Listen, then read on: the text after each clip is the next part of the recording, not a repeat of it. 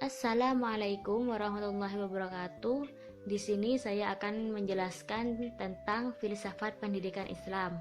Yang pertama yaitu pengertian filsafat dan ruang lingkup pendidikan Islam. Filsafat adalah ilmu yang dipelajari dengan sungguh-sungguh tentang hakikat kebenaran sesuatu.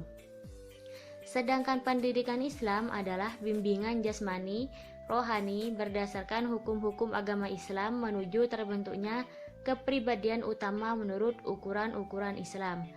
Dasar dan tujuan filsafat pendidikan yaitu dapat dijadikan pedoman untuk menuntun jalan pemikiran manusia menghadapi berbagai masalah. Yang kedua yaitu latar belakang munculnya filsafat pendidikan Islam. Perkembangan filsafat spiritualisme kuno. Filsafat barat muncul di Yunani abad ke-7 Masehi.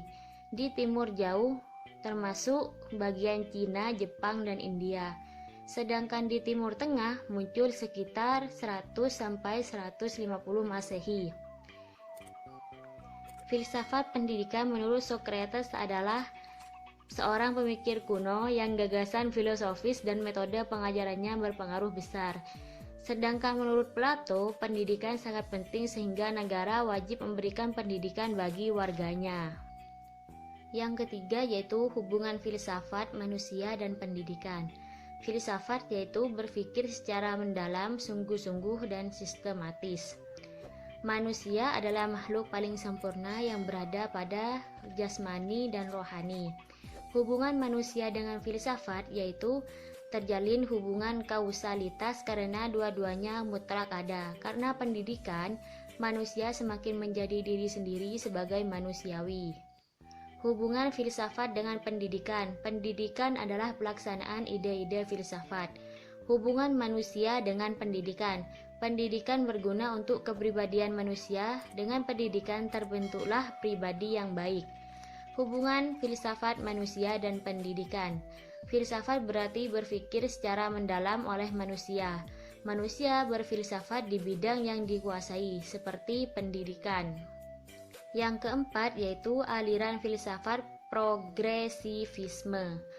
Progresivisme adalah gerakan pendidikan yang mengutamakan pendidikan di sekolah berpusat anak. Pendidikan menurut progresivisme yaitu menghendaki pendidikan yang sifatnya progresif, yaitu menuju ke arah kemajuan. Peran guru sebagai fasilitator, motivator, dan konselor. Peran siswa sebagai subjek yang dituntut untuk aktif. Yang kelima yaitu aliran filsafat esensialisme. Esensialisme yang tumbuh pertama kali di Amerika Serikat. Aliran pendidikan yang menginginkan kembali kebudayaan-kebudayaan lama sebagai warisan sejarah. Tujuannya membentuk seseorang yang berguna dan berkompetensi. Yang keenam yaitu aliran filsafat perennialisme. Merupakan suatu aliran yang lahir pada abad ke-20. Pandangannya adalah belajar untuk berpikir. Ciri-cirinya yaitu nilai tak bersifat berubah dan universal. Berakar pada tradisi filosofis klasik. Bersifat mundur dan sasaran pendidikan ialah mampu menguasai prinsip kenyataan, kebenaran, dan nilai-nilai abadi. Tokoh-tokoh aliran ini yaitu Plato, Aristoteles, dan Thomas Aquinas. Yang ketujuh yaitu aliran filsafat rekonstruksionisme. Merupakan aliran yang berusaha merombak tata susunan lama dengan membangun tata kebudayaan yang membangun tantangan zaman modern. Tujuan pendidikan menurut rekonstruksionisme yaitu membangkitkan kesadaran peserta didik tentang masalah sosial, ekonomi, politik, dan skala global.